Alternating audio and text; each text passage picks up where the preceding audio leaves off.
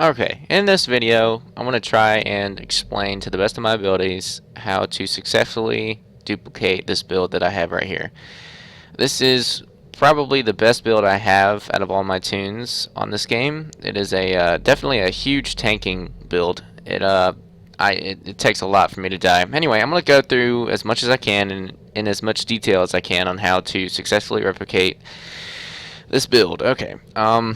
The first thing I definitely want to go over, which is probably one of the more important parts, is the duty officers. Now, I would definitely recommend, if you have not already, getting the extra duty officer slot on your setup. Instead of 5 active space, you can get 6 active space duty officers. Now, you get that at the Fleet Spire. You talk to the person over there, and it's for like 150,000 fleet credit. You can get that extra duty officer slot. But okay, so the two main people that you need to look into getting if you want to duplicate this build is the warp core engineer and the damage control engineer. Now the other people, they're not quite as important, but they're really good for helping you heal yourself. This guy right here, the maintenance engineer, and the research lab scientist. Now the warp core engineer, this is what maintains, these two maintain your power levels. This is how you're able to keep such high power levels when you're in combat. Okay, so this guy right here, chance of temporarily improving your ship's power on any use of emergency power abilities. That means that whenever any of these are used, I get a chance to increase all my powers by 25. Now this looks significantly more than 25, but that's because my traits, the trait EPS manifold efficiency, automatically increases your power subsystems by 10 on the use of any emergency power ability. So this plus 10 stacks with the plus 25 with the 20% chance, and it gives you 35 power boosts in all of your systems for 20 seconds, which is very convenient. Now, going back to the duty officers, you get a 20% chance to increase your power levels by 25. Now, the good thing about this is that it stacks with every one of these abilities. So, in doing so, this guy right here, the chance to reduce the recharge time for emergency power to subsystem abilities, you get a 35% chance every time you use it to recharge the recharge time reduced by 30%. So, essentially, whenever you use this, each one is gonna recharge 15 seconds, but the one that you used has a chance to recharge by 30 seconds. So that means you'll be able to use it quicker. But since the power levels stay active for 20 seconds, you have essentially enough time to keep that power level up the whole time. So you have 1, 2, 3 stacking abilities that keep your power levels up. Now that increases each time that you use it. So essentially you're keeping 20% power levels going at all times on each subsystem. So notice have each one over 100. As long as that EPS manifold efficiency doesn't drop down to 0, you will constantly have at least 20% power boost, which is plus 20 to power. So in each one that you use will increase based on which one you use, obviously. Okay, so I don't know how much these guys are going for the exchange, but if you look it up, they might be a little pricey, but it shouldn't be too bad. But now these two are just fillers. I got this guy from the mission, the event. He's pretty cool. You use emergency power engines, it resets your evasive maneuvers. If you can get that, go ahead and put that on there. But if not, he's not too much of a big deal. This guy just reduces the special beam attacks, which is convenient. If you can get him, go ahead and put him on there too. But these two are also pretty important. This guy right here, the maintenance engineer, every time you use emergency power auxiliary, your healing skills are essentially close to doubled. So without the emergency power to auxiliary, this duty officer right here, I would heal about 7,000. With it, I can heal about 11,000 to 12,000 hit points. And the good thing about this is it resets every 15 seconds. So essentially, every 15 seconds, I can have 12,000 whole heal. which is very handy if you want to try and stay alive during a heated battle. But this doesn't just apply to whole heals. This applies to every single heal you have. So whether that be shield or whole. So that guy's pretty important when it comes to healing yourself. And then this guy right here, I added him. I thought he was pretty cool. Yeah, it comes in handy sometimes, but when you're using not emergency power, the science team 1, any science team, you have a 20% chance, I believe. Yeah, 20% chance to reduce the cooldown on shield heal powers by 15 seconds. So this guy has a chance to reduce the 15 seconds recharge time for this, and this. So it comes in handy, especially because that has a 2-minute cooldown, and this one has a I'm going to say 5-minute cooldown, but it also reduces 15 seconds on that one. But if you can afford to get all the purple ones, go ahead. The maintenance engineer does not have a purple, otherwise I'd have it. But the blue is the best you can get, so almost all the time they all have purple, but this one for some reason does not. Okay, so that pretty much covers all of the duty officers and the ones that you need. Next, we're going to go to the ship traits. Now, these are pretty important in order to keep your whole healingness abilities up and your, power levels up. Obviously, as an engineer, you get the Miracle Worker, you get the Techie, which is increased hull healing, and then you get the EPS manifold efficiency. EPS manifold efficiency is critical when you want to run high energy levels combining with all the other emergency power abilities. So make sure you have this checked. And then the other ones I'm going to go over real quick. Accuracy, you get it automatically as an engineer. This guy right here, Biotech Patch, this is probably one of the reasons why I can heal so well as well, along with the emergency power to auxiliary duty officer.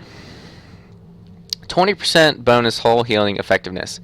So this 20% stacks with the auxiliary power to give me the ability to heal 12,000 hit points whenever I have emergency to auxiliary going.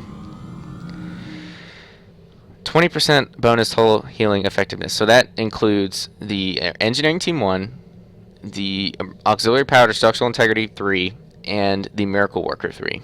So definitely a big help.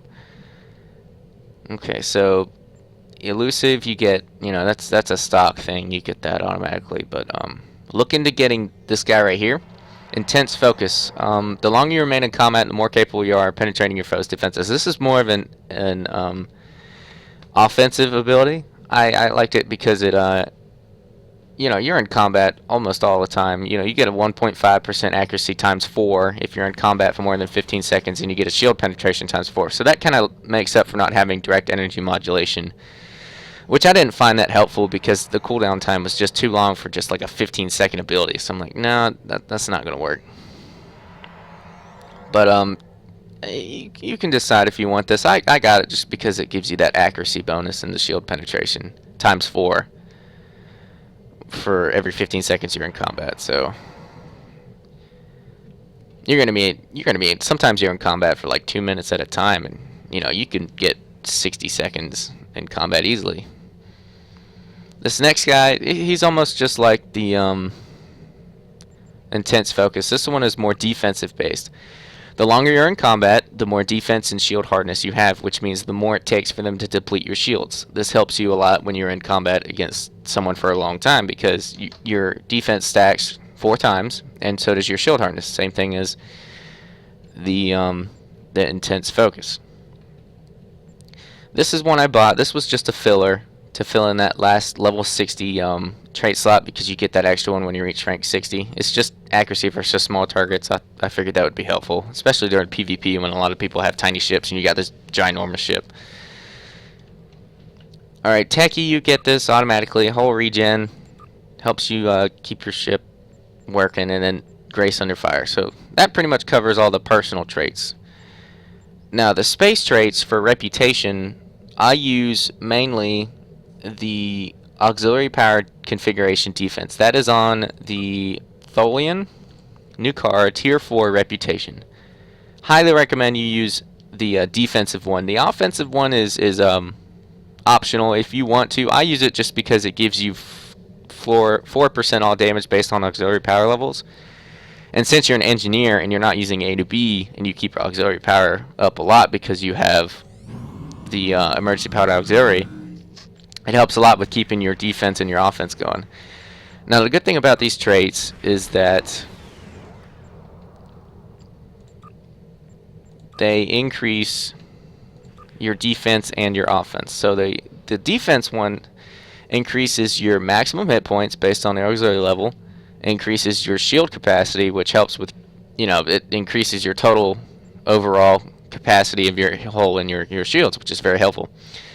And then it gives you a kinetic and energy resistance, which helps also. And then, like I said, the offensive one, it's optional if you want to use it. You can exchange this for more, maximum shield hit points or maximum hull hit points, depending on if you're lacking in one area. You can go ahead and substitute that in. But if not, I would recommend having both of these, just because you're able to keep your auxiliary power level so high during combat. And then I use the precision and the advanced targeting system, which just gives you plus percentages in critical hit and then severity, which helps with keeping your high percentages up. So that essentially covers all the space traits that I use and personal traits. So the next thing I want to go over is the specializations. This is new to the Delta expansion and all that, the new stuff they have. I haven't, obviously I haven't gotten too far in this thing, but I would highly recommend, if you want something for defensive, like your ships, if you want to do a tank build, I would recommend getting the hide weakness and the automated reinforcement. Whenever a facing side of your shields is depleted due to firing, someone firing upon you, you get an automatic regeneration of your shields for 10 seconds, which is 300 shield regen. So that helps when essentially keeps your facing shields have something on there, so you don't get it completely obliterated. And then the side that has the facing shield reduced to 0, you get a automatic 50 plus all damage rating resistance for 5 seconds. So that gives you that little extra time to get your shields back up using your other shield heal abilities. So it's almost like a warning system for me. It's like, hey, your shields are getting low here, because your whole ship kind of flashes, and it's like, oh wait, I need to pay attention. So the pilot, I'm not much interested in all these evasive maneuvers and stuff, because I'm kind of a tanking ship. I just kind of go in there and I get shot at like crazy, and I can hold my own. But I mean, if you eventually get maximum skill point, if you're able to get all these skill points, then yeah, I'll start ranking them up. But essentially, I never really looked into it, just because I'm a tank, and tanks kind of just run into the battle and get shot at. It's kind of like the punching bag. But I mean, if you want to look into it, you can. Whenever you're in space, go ahead and activate the secondary, because that gives you a 10% turning rate, which helps with turning with big ships. But anyway, always keep that when you're in space. Keep commando activated when you're at ground. But that is essentially all of the specializations that are new with the expansion. So, alright, the next thing I'm going to go over is the skills. This is pretty important when you want to, I'll let you take a good look at this. You can pause the video and take pictures, so you can keep it for yourself when you're doing it yourself on the skill planner. And the guy at the station. But one of the reasons why I have everything at 7 instead of 9 is because when you use the 10 plus skill boosts for the fleet, you go to the star base. It's right next to the tailor and the ground weapons, the space weapons, where you buy at the star base. You can get these skill boosts, and it increases your skills of military, engineering, and science by 10. So essentially, this is at 7. To get to the 9, that's 10 points right there at 5 plus 5. So essentially, this right here is filling in the gap for these two. So I can decrease every single one of these by 2 and put them in different areas. So, you know, I'm conserving points and use them for places that I normally would. For example, this subsystem repair. I would have never been able to fill this up at all if I hadn't been able to pull both of these back and use these military skill boosts. But I'll do one more paint over slow for you so you can get a good look at what's there. Since this is a beam boat, I do not use any points in the torpedo section, weapons projectile, or I don't use any starship attack patterns just because I'm a tank and tanks don't really, you know, fly around and do evasive maneuvers and all that crap. We just kind of roll in there. But I don't use any points on the projectile. If you have projectiles on your ship, you can have a little bit of points in there, but I would mainly focus on energy weapons because tanks are so big that they're hard to turn. I use just, you know, wide arc 180 or 250 degree arc beams, and then the two 360. But that way, you know, I don't have to keep my ship facing directly at them because it's hard with such a big ship. So, you know, I don't worry about stealth because this thing doesn't cloak. I don't have the console for it, so I'm not interested in it. But do definitely keep your weapons, energy weapons high in your starship weapon training.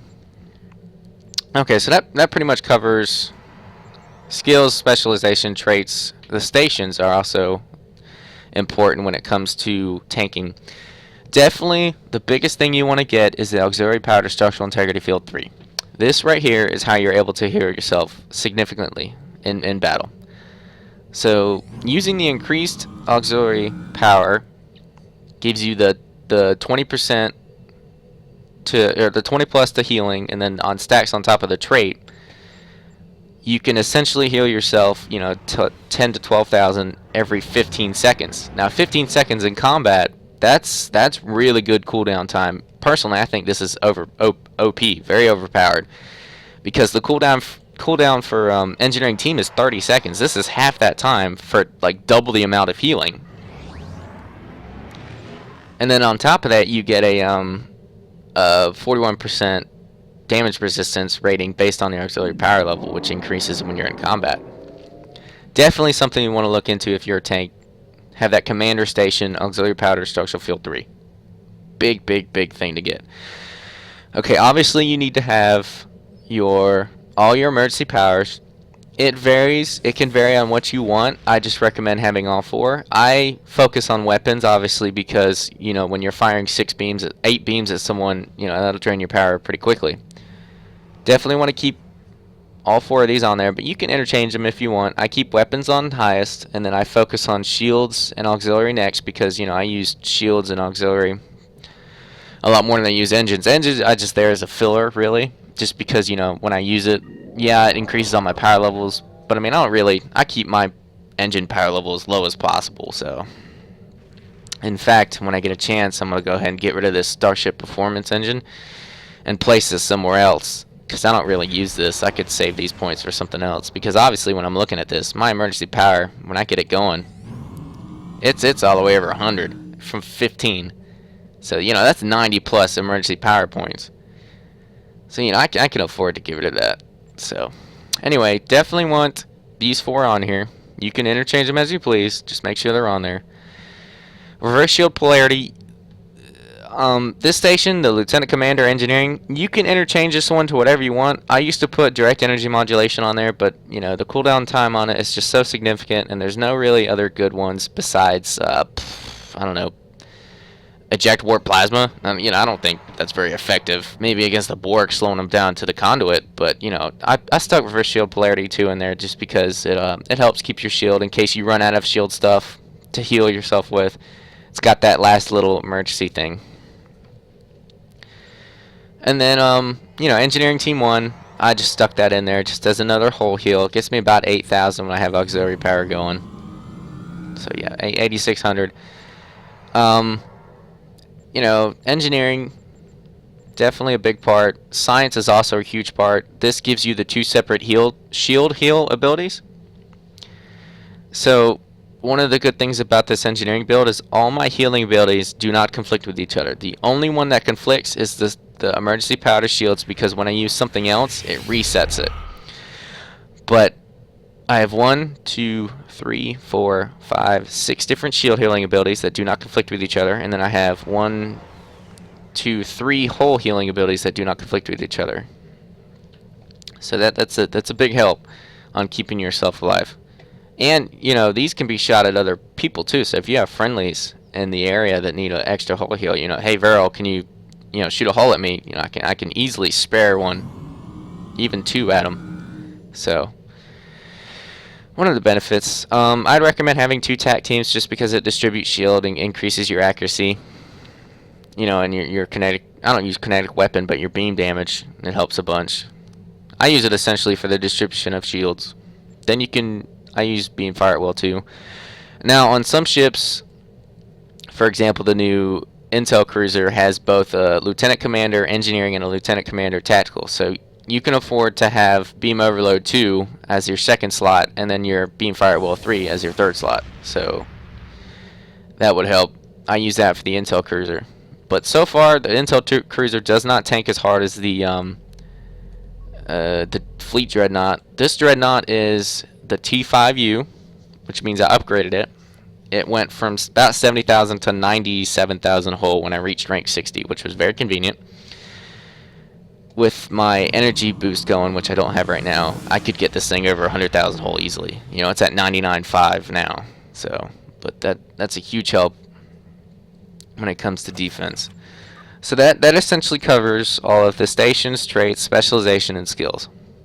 Reputation is part of the traits, space reputation. So now I'm going to go over what I have on my ship. So obviously anti-proton is what I'm going with.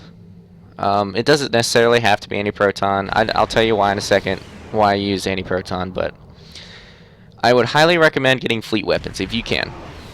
I think the minimum is like 500,000 fleet credit donations before you can get fleet access. Correct me if I'm wrong, but you would definitely want to get advanced fleet weapons because they're a lot more powerful than any other weapons you can get. Now, if you do not have access to this, I would recommend, if you can, getting the lockbox, getting a bunch of lockbox weapons. Sets and stuff, or even just buying regular beams and upgrading them themselves, because it doesn't take much to upgrade. Okay, you can interchange them. I've been, kind of fiddling with my build a little bit lately, and I've decided to go with the Borg 2-piece set and the adapted Mako shields. Now, the reason I do that is, unfortunately, because I have 2 shield healing abilities, I do not have hazard emitters. So, when someone, for example, the Borg, a whole group of Borg just come flying at me and they put plasma burn on my ship, that's usually what gets me. If I get a lot of ships shooting plasma at me, I can't keep up with the healing. So this 2-piece set has the autonomous regeneration sequencer. This enables me to essentially have a hazard emitters, because every now and then, random times, it will heal 1,500 for 10 seconds. Every second. I think it's like 10 or 15 seconds, but that helps. It essentially acts as a whole heal, which removes hazards. I mean, it doesn't remove it, but it acts in the same instance. So I'm definitely looking to get these. Now you can interchange them. What I ran before was the adapted engines, adapted shields, and the regular Mako, just because the adapted Mako does not have the 17.5 shield hit points. Now the reason I went with this is because it has the 8.9 auxiliary power setting, so it increases your power by 9 in the auxiliary. I don't really use torpedoes, so I mainly used it for the auxiliary power. But if you decide to use that, this is more of a maximum capacity type of thing. I found the 2-piece Borg tend to work better just because it had the autonomous regeneration, but it's up to you. Either the Borg or the adapted Mako. At one point I had the 3-piece set with the Borg shields, but I just found that the shield capacity for the regenerative shields is just too low compared to the adapted Mako, so yeah, that's almost 4,000 difference. But anyway, now the reason I go with the anti-proton is, one, anti-proton is probably one of the most powerful beams in the game. You know, it has its reasons. It doesn't give you a damage over time, I don't think, unlike, you know, the plasma, but it does give you the highest, you know, crits, I believe. And I use it because with the 2-piece set of the omnidirectional, which you get from the Sullen emissions, and the obelisk warp core, you get a 10% anti-proton increase in damage. So that means every one of these beams deals 10% more damage. So that's why I've always used it. And the obelisk warp core gives you an additional 10%. Excuse me. It gives you a plus 10 in maximum shield or engineering. Excuse me, auxiliary power levels. So, and it gives you a 2.5 bonus power. So it I like it. I use it mainly for the 10% anti-proton damage, but and other than that, that essentially covers the top 5, top 6. So devices, weapons batteries are so cheap you can buy them, you know, anytime. They do increase your weapons, all your power levels. So when I use this, it does activate the 10 plus power level plus the power level of the whatever you chose. So I would definitely use the weapons. It doesn't necessarily have to be weapons. If you want, you know, shields or auxiliary, you can use it. I just use weapons because you know, I'm always firing at something. Recommend getting the subsize field modulator. That's kind of common sense. You get that from the missions. This guy right here, this guy is very, very important. If you've not heard of Jevanite hardpoints, I would highly recommend getting it. It lasts 15 minutes. You can use it to significantly increase your hull capacity. So, you know, when I pop this guy, I'm not going to do it now, but he will increase my hull to about 108,000. It increases your hull about 10,000 points. So it's very, very helpful if you want to keep yourself alive. Now, I'm not too much worried about it just because I already have 100,000 hull close to it. But for anyone who has a lower hull, definitely something you want to look to. It's relatively cheap too. It's about 100,000 on each exchange, give or take. So compared to other things that are very rare, this is significantly cheap. So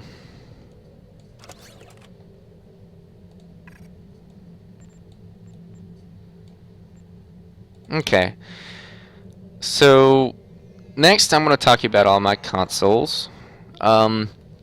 Obviously, you want to try and get the fleet consoles because they give you the improved ship hit points. If you have room, try and get all 3. Mainly, if I were to suggest if you can only have 2, I'd get the RCS accelerator because it increases your turn rate for a big ship. That's a big help. And then the enhanced monotonium alloy that increases your kinetic damage significantly. But if you can't afford to get all 3, go ahead and get all 3. But the 2 ones I really want to talk about are the Bionero infusion circuits and the tachyokinetic converter. Now, these guys are a big help when you want to increase your critical severity and your critical chance, along with your hit points and flight turn rate. But these guys cost 200 Lobi at the Lobi store. They are, you know, a little pricey for those who can't exactly get Lobi crystals very easily, like myself. But if you can afford one out of the 2, I would highly recommend getting the Bionero infusion circuits first because it increases your critical severity very, very much, and it increases your hit points. So if you can get 1 out of 2, I'd definitely look into getting this one first compared to this one. Now, if you can afford to, go ahead and get them because the tachyokinetic converter increases your flight turn rate, and it adds a little bit of critical chance and a little bit of critical severity. But the main thing is for flight turn. So, you know, once again, big ship needs the turn. So these 2 right here, the science consoles, this one is probably the most pricey part of this whole build. This guy right here. Luckily, I got this guy for free from long story. Anyway, I don't know how much they're running on the exchange right now, but I know I've heard, you know, 30 mil, something like that. So, but I mean, that's, if you can look into getting this, then you'll pretty much be set. The plasmonic leech, when you attack anyone with beams or cannons, it draws their power and gives it to you. So any weapon you use, has a -2 power level for the target and a +2 power level for you. So it helps in maintaining your power levels. It's not as much as you would think in giving your power levels, but stacked on top of this and on top of the traits and on top of the duty officers, it helps a bunch. Now, if you're going to get the Plasmonic Leech, I would highly recommend with your skills having the Starship Flow Capacitors as high as you can get them, because this is your ship draining abilities. So this technically, the Plasmonic Leech is technically a ship draining ability, so you want that as high as you can, because that'll increase the amount of power you can drain from your enemy. Now, lucky for you guys, if you want a field generator, I unfortunately was not able to get this lucky, but with the expansion of the Delta pack, all the Delta stuff, you get a Mark 13 20% maximum shield capacity field generator.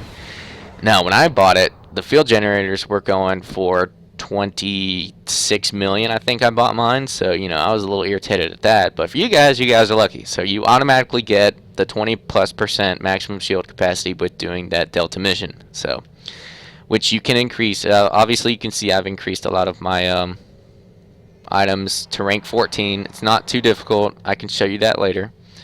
But you get this guy for free, so you're saving essentially about 26 to 25 million. They're probably much cheaper now because they're on the exchange for the Mark 13. But why would you need that if you can get the free one? So these two are very important. Obviously these guys. The vulnerability locators, I have them for the anti-proton damage. Obviously that helps increase the power or the damage output of the anti-proton. I got the vulnerability locator because it increases your critical chance. Now, critical chance, you need as high critical chance as you can. Now, if you can, substitute critical chance for critical severity, because critical severity is just how much damage you're going to do if you crit chance. So that all depends on if you do. The higher the crit chance, the more chance you're going to obviously crit. And that is based on your critical severity. So, people can have 30% crit chance and have, 40% critical severity, but still do more damage than me with 16 and 107. So, if you can, get more crit chance. If not, just kind of go with more crit severity. When I first started this game, I thought of crit severity over crit chance. So, that's how that ended up. But it's still pretty good. 16.4 is relatively awesome. So, I was able to put 3 on here, so if you can get less, go ahead and do less, but I got 3. Okay, so the assimilated module, I'm pretty sure if you played this game at all, you have this console. This increases weapons severity, or not weapon severity, but the critical severity and the critical chance. The main thing is it increases your weapons power by 5, so that's an automatic 5. Just sitting here, my weapons power is at 108, and it's based at 85. I keep it so high because whenever you're shooting, it's bound to drop below 100, but most of the time it stays above. Now this has a 2-piece set along with the kinetic beam, which gives you a plus 10 current weapon power. So when you use the Omega weapon amplifier, it'll increase your weapons power by 10 for that beam of weapon. It gives you a 500 current weapon power resistance, so essentially your power won't drop whenever you get a Omega weapon amplifier. Now, it only has a 2.5% chance to activate, so that means, it's not going to happen too often, but when it does, it'll help you out a lot. You're shooting 8 beams at someone, you're bound to get something every now and then, so sometimes it stacks twice, sometimes it stacks 3 times, but it does stack on each other, so definitely want to try and get the 2-piece set.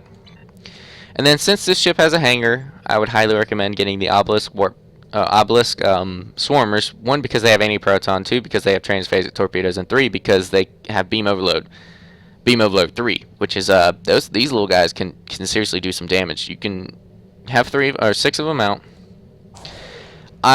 If you can't, obviously, if you have a Jem'Hadar, you can get the Jem'Hadar attack ships. Now those guys are probably the best pets in the entire game, besides the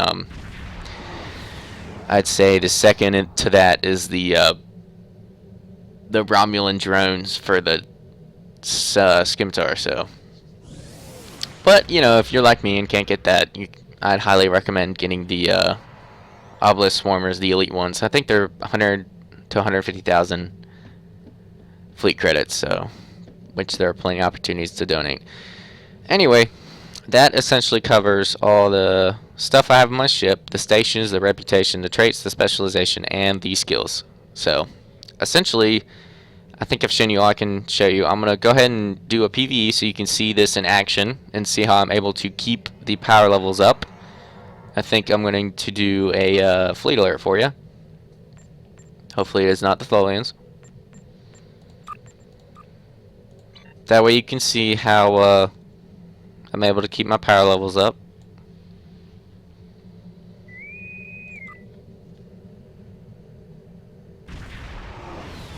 Oh, one thing I did not mention is if you have a cruiser, it's very imperative that you get the weapon system efficiency command, because this decreases the amount of weapons power that your each weapon does. So instead of minus 12 weapon power, it does minus 8, which helps keep your power levels up. Definitely want to look into getting a cruiser.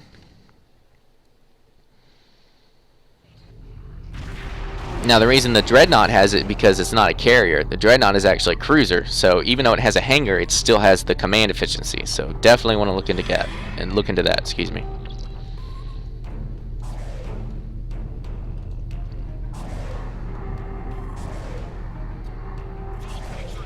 Now the reason my hull is lower is because I'm playing at level 50, obviously, but it'd be close to 100,000 if we're in a level 60 match. So, but I mean, as of now, I have the highest hull out of everyone with 70,000. So.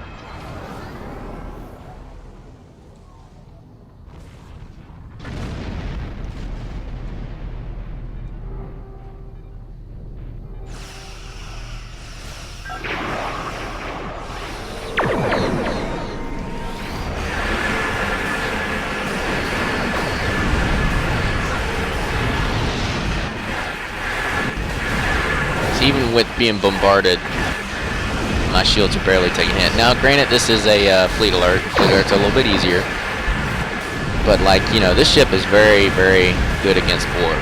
So, come on, we gotta look it out.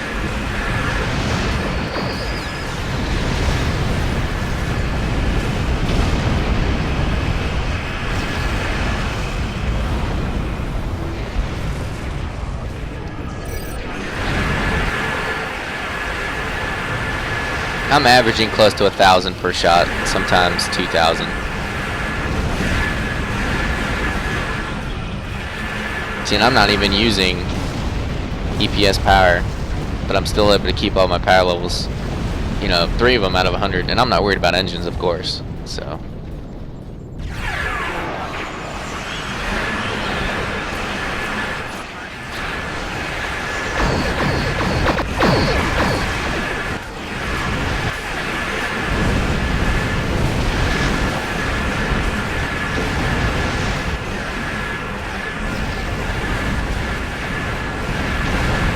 See, and then it gives you that autonomous regeneration sequencer. Now that essentially acts as a hazard emitters and helps keep, you know, damage over time from killing me.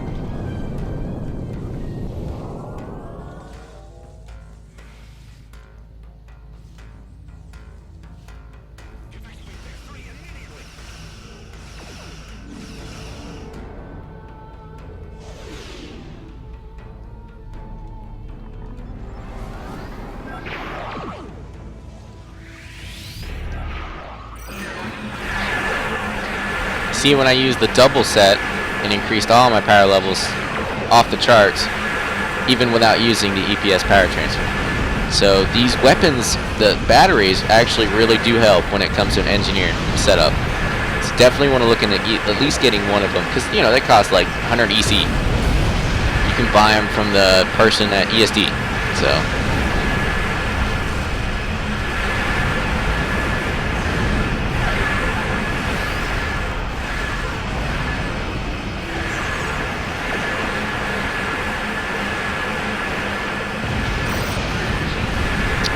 See that.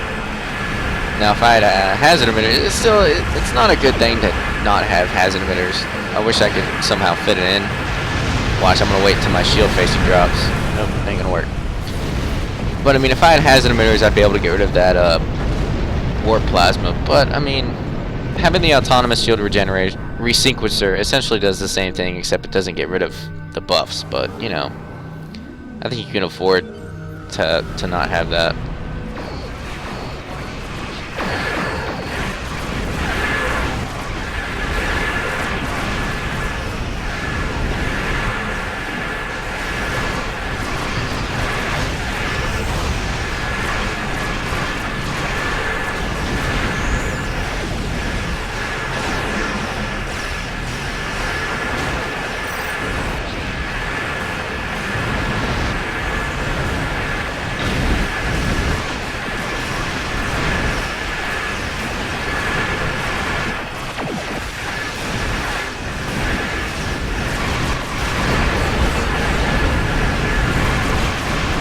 So now, granted, this build does not guarantee you're going to keep all the power levels up the whole time, but I mean, I am able to keep every other power level up significantly, along with weapons. But I mean, no build is perfect. The downside of having A to B, one, is expensive, but two, it you know, you lose your auxiliary power. So if you want to heal stuff, you got to heal other ways with not emergency power, but engineering team and science team. So, you know, each build has its ups and downs. I've kind of gone through the ups and downs of this build. But overall, I've really enjoyed it. I've tanked. I'm known as the tank in my fleet. So, hope you enjoyed this video.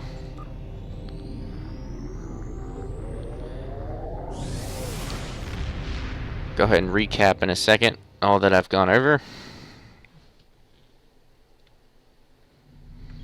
So, you know, essentially, I've gone over all my reputations.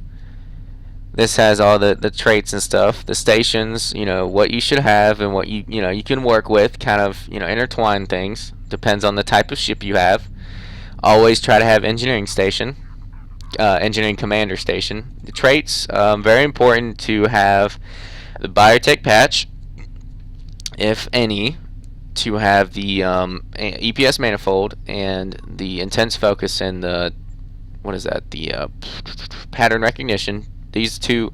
So essentially, these four are very critical. These two are given. This one's given.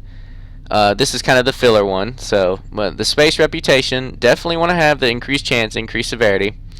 The auxiliary power to defense. You know, auxiliary defense increased based on your auxiliary power level. You can interchange the offensive one if you want, based on how much damage you're doing, and if you want to do more damage, then how much you're able to keep your auxiliary power level up. But essentially, it's interchangeable. I keep it on there just because I like to have that extra 4% increased damage based on your power level. So the stats aren't accurate now because I'm in space, but you can go ahead and enter to starbase.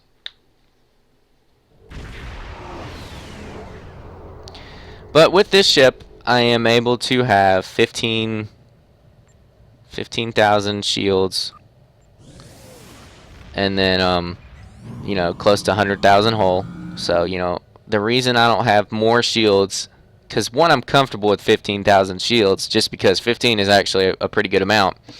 I could have more. I could change my traits to have, you know, I could change this one to maximum shield capacity or maximum hull, but I chose to keep it that just because you can interchange them based on the type of ship you have. So I've gone over the specialization. Always want to keep it on pilot when you're in space, and you know, activate secondary. Looking to get in these traits right here if you're starting off. I haven't gotten into these yet, but definitely want to get at least one of these. I'd recommend, if you had to choose, I'd go with the automated reinforcement, which gives you the shield heal if your facing gets depleted. So definitely want to look into one of these. If you can get both, go ahead, but if not, I'd choose one of these. Okay, skills.